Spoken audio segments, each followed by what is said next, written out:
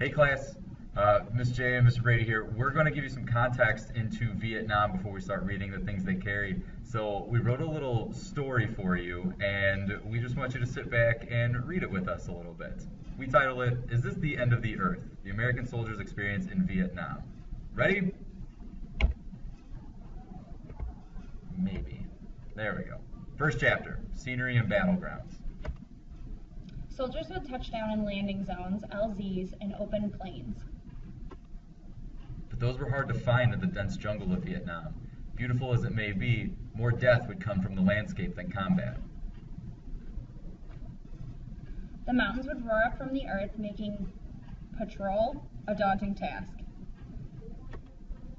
If it wasn't mountains, it was elephant grass.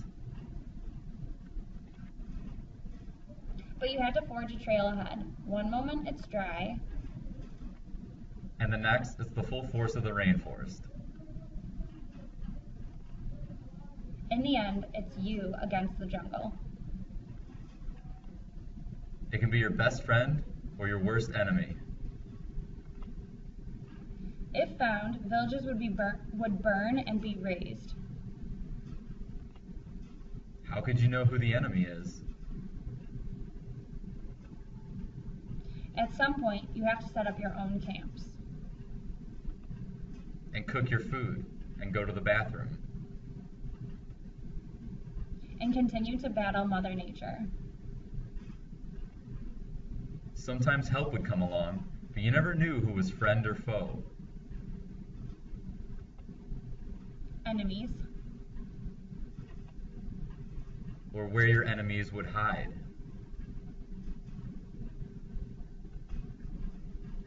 Dig 'em out, your platoon leader would say.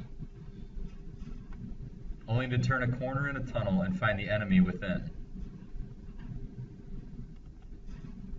How could you tell who the enemy is? How could you fight someone who was so committed to defeating you that they would set up hospitals in the swamp? How could you fight women, children? How could you know who the enemy is? You couldn't. So your mind told you everyone was the enemy. Everyone is a prisoner. And even your own countrymen at home were against you. So you press on. The things they carried. They carried memories. They carried their brothers. And they carried their innocence. They carried their guns. Really big guns. And they carried their food.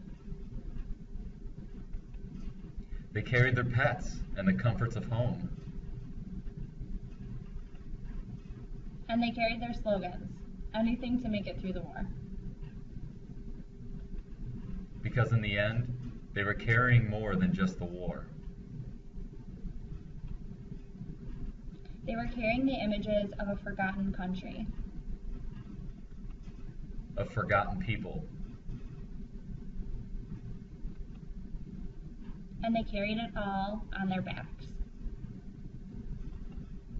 So why do we fight? Why do cultures go to war? Pretend you're a soldier who was drafted into the Vietnam War.